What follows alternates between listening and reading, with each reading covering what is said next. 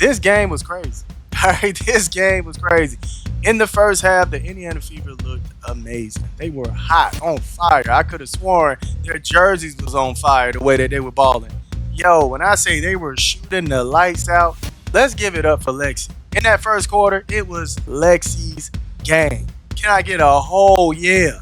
That's what was going on in that first quarter, fam. And she was just completely... Lexi Hull shocked everyone with a breakout performance, stepping up when the injury-plagued Indiana Fever needed her most. Playing fearless, she delivered a career night that has fans buzzing and critics questioning how long this resilient team can keep fighting through setbacks. Hull's moment wasn't just big, it might change the Fever's season. 2. Set at 164.5. Lexi Hull dials up a 3. Before we dive deeper, let's pause for a question. Was Lexi Hull's breakout just a lucky night, or the beginning of her rise as a true force for Indiana?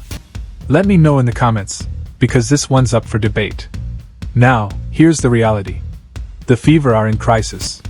They've already lost 4 rotation players. Caitlin Clark, sidelined since July 15th with a groin injury. Sophie Cunningham, out with a torn MCL. Sydney Coulson, down with an ACL tear. And Ari McDonald, dealing with a foot issue. That's devastating enough. But against Minnesota, the situation somehow got worse. Chloe Beebe was scratched after knee soreness in warm-ups, while Odyssey Sims went down in the fourth quarter and never returned. That makes 6 players out. 6 on a roster already battling for survival. Simply put, it's catastrophic. But we're right there. So I think we can head into Sunday's game with a little bit of confidence on competing against anybody. And yet, right in the middle of all that chaos, Lexi Hull rose to the occasion and delivered the game of her life. The injuries didn't rattle her, nor did the heavy responsibility of filling roles she normally wouldn't. Instead, she embraced the challenge with confidence, carrying herself like she knew this was her moment. From the opening tip, Hull played with clear intent. Her shots were smooth, her cuts decisive, and her energy relentless. She wasn't waiting for chances to come, she was creating them. That fearless mindset changed everything. Defense was there, the hustle was there. I liked everything about what was going on in the first quarter. They were just outplaying the Lynx. They looked really good, right? And then we get to that second quarter. Second quarter, I loved how the entire team turned on fire. I mean, they were on fire, scorching, heating it up. By halftime, Lexi Hull had already poured in 18 points. The kind of output you'd normally expect from Kelsey Mitchell or Caitlin Clark when they're healthy. Each bucket fueled her confidence, and that energy radiated to the rest of the team. Hull wasn't tentative or second-guessing, she was fearless. Sprinting through open lanes, pulling up for threes without hesitation, and forcing Minnesota's defense into chaos, she kept the Fever alive. The bench erupted after every shot, feeding off her momentum. Fans watching from home could feel it too. The belief was real. Time in her career as Boston goes backdoor to Hull, working on Williams. Hull gets it. Here's the thing. Lexi Hull wasn't just putting up empty numbers or padding her stats in garbage time. Every single point she scored came in the natural flow of the game, while Indiana was battling Minnesota possession for possession. She delivered when it mattered most, with the game hanging in the balance and real pressure on her shoulders. That's what made her night so impressive. It wasn't luck. And it certainly wasn't stat chasing. It was meaningful production in high-stakes minutes. And honestly, this raises a real question. Why has Hull been pushed to the back burner so often this season? Head coach Stephanie White has leaned heavily on Sophie Cunningham, Kelsey Mitchell, and Caitlin Clark when they've been available, leaving Hull to a supporting role. But on this night, with the roster stripped to its bones, Hull proved she's capable of so much more than just spotting up in the corner or giving hustle minutes. She showed she can be a focal point, even against one of the deepest teams in the WNBA. Post-game, her comments summed it up perfectly. Asked about her mindset, Hull admitted she knew she had to step up. We're missing people, so everyone's got to do a little bit extra, be a little bit more aggressive offensively. That was my mindset going in. That's not just a player filling minutes. That's a player recognizing the gravity of the moment and leaning into it. Stephanie White noticed it too. She praised Hull's aggressiveness, how she hunted her shots instead of waiting to be fed the ball. That's been the knock on Hull before, that she can fade into the background when others dominate the offense. But in this game, she flipped that script. She set the tone, forced defenders to respect her, and created space for teammates simply by demanding attention herself. And the numbers back it all up. Hull finished with 23 points on 9 of 16 shooting, including 4 of 7 from 3, while logging nearly 37 minutes. That's not just efficient, that's carrying a heavy load and still delivering at an elite clip. Most importantly, she looked comfortable doing it. No panic, no hesitation. She looked like she had been waiting for this exact moment all along. Unbelievable third quarter from Stephanie White. Coming out, once again, I will never back off of this. If you come out flat in the third quarter, if you give up leads in the third quarter, I'm going to question you as a coach. Because what is it are you doing at halftime? It's clear. What happens is the team that's down goes in, they make adjustments at halftime. They come back out. They apply those adjustments. The coach that is winning the game needs to be prepared to be able to make an adjustment to their adjustment. Because the adjustment is coming. Yeah, Stephanie White, no, I don't do that. That's above my pay grade. But here's where things get frustrating. As brilliant as Lexi Hull's career night was, her performance alone couldn't mask the glaring holes left by 6 missing players. And that's where the conversation shifts. Because while it's easy to celebrate Hull's outburst, the deeper story is about the Indiana Fever as a whole, and how injuries, rotations, and questionable coaching decisions are slowly ripping this team apart. Think about it. No team in the league has been hit harder by injuries. The Fever aren't just short-handed. They're running lineups that look like patchwork experiments, held together by hardship signees and last-minute substitutions. Every night feels like survival basketball, and against a deep, physical team like Minnesota, those cracks were bound to split wide open. That's exactly what happened here. Take Shea Petty, for example.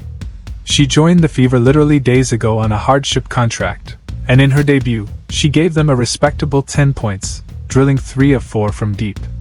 That's admirable under the circumstances, but expecting her to step in and run the offense seamlessly? Unrealistic. She barely had time to learn the playbook, and that lack of chemistry showed on the court. Possessions that normally flow with Caitlin Clark initiating the action now stalled out. Aaliyah Boston fought for position inside, but passes arrived late or at awkward angles. Plays broke down, and instead of crisp execution, Indiana was left with rushed jumpers or flat-out turnovers. By the third quarter, the fatigue was obvious. Rotations lagged, defensive closeouts were a step slow, and Minnesota pounced. They outscored Indiana 32-7 in that frame alone, flipping the game on its head and killing all momentum. Here's the tough part. It wasn't a one-off collapse. This has been a recurring theme for the Fever all season long. Strong first halves, competitive energy, then the same nightmare repeat, a disastrous third quarter where opponents adjust and Indiana doesn't. And that points directly to coaching. Fans have been vocal about Stephanie White's lack of in-game adjustments, and this matchup gave them more ammo. Minnesota spread the floor, attacked with straight-line drives, and punished Indiana relentlessly on the offensive glass. Meanwhile, the Fever stuck with the same defensive coverages, even though it was clear they weren't working. That's stubbornness, plain and simple. Now let's talk about Boston, because her night was a mixed bag. Statistically, she finished with 15 points and 6 rebounds. On paper, that's serviceable. But for long stretches, she looked passive. Too often she drifted to the three-point line, standing instead of planting herself in the paint. For a player who's supposed to be the interior anchor, that passivity drew criticism. Fans and analysts alike noted how invisible she seemed until late in the fourth quarter, when she suddenly woke up and rattled off 8 points in a short burst. But by then, the damage was done. The game was already slipping away. Boston can't afford to ghost through 3 quarters and then expect to rescue the team in the final minutes. Not when Clark is sidelined. Not when Cunningham is sidelined. Not when half the roster is held together by hardship contracts.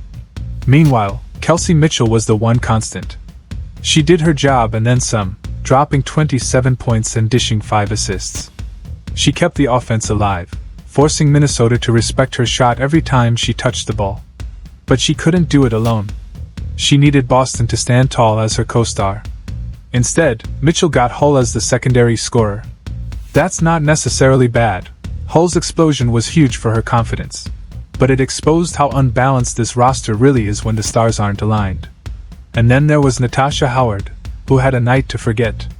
In moments where she was asked to initiate offense, things unraveled quickly. 2 trips bringing the ball up court resulted in 1 turnover and 1 offensive foul. That's not her role, and it showed. Worse, she was completely outplayed inside. Jessica Shepard flat-out dominated her, logging a triple-double, 22 points, 11 rebounds, 11 assists. Shepard controlled the game, looked like the best big on the court, and that's a problem when Indiana's supposed to have the stronger frontcourt duo in Boston and Howard. Minnesota also got huge contributions from Kayla McBride, who torched the Fever for 29 points, and Natisha Heedman, who came off the bench to drop 17. Every time Indiana made a push, one of those 2 answered with a back-breaking shot. That's the difference between a team built with depth and a team scrambling with patchwork lineups. So yes, Hull's performance was incredible. Yes, Mitchell battled hard. And yes, Shea Petty gave them a surprising spark.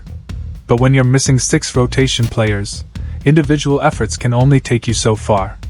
The Fever simply don't have the margin for error to survive nights like this, where Boston fades, Howard gets exposed, and the coaching staff refuses to adjust when the opponent shifts gears. The schedule doesn't get easier either. Indiana faces Minnesota again in just a few days, this time on the road.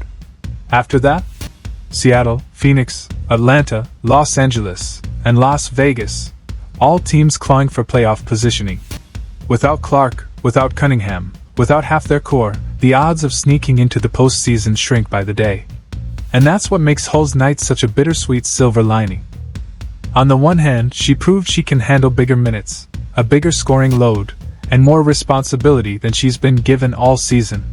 On the other hand, even her best wasn't enough to pull Indiana through. When Odyssey Sims went down late in the 4th, it highlighted just how fragile this roster has become. The coaching staff had no choice but to hand the keys to Shea Petty, who, again, had barely unpacked her bags, just to keep the offense running. That's not strategy, that's desperation. And Minnesota feasted on it. They hammered Indiana with straight-line drives, stretched the floor for wide-open looks, and pounded the offensive glass for second-chance points. Indiana's defense, worn down by heavy minutes, collapsed. Rotations were late, closeouts were lazy, and Boston found herself in impossible situations, guarding multiple players at once under the rim. The Lynx smelled blood and delivered the knockout with that 32-7 third quarter. What makes it all the more frustrating is that the Fever actually looked competitive in the first half. They hit from deep, Hull was electric, Mitchell was steady, and the team played with fight. But once adjustments came into play, Minnesota shifted gears while Indiana stayed stuck. That's been the season-long pattern: strong starts, weak finishes. Hull's career night should have been a game-changer. Instead, it was reduced to a footnote in another collapse. Because one player, no matter how hot, can't carry an entire team. Indiana needed Boston to dominate, and she didn't. They needed Howard to protect the paint, and she couldn't. They needed White to make changes, and she wouldn't. So Hull's explosion becomes less of a breakthrough moment for the team, and more of a silver lining for her personal development. Now let's zoom out. Indiana is still clinging to 6th place, but the margin is razor thin. Reports say they're just half a game ahead of 7th, and barely a game and a half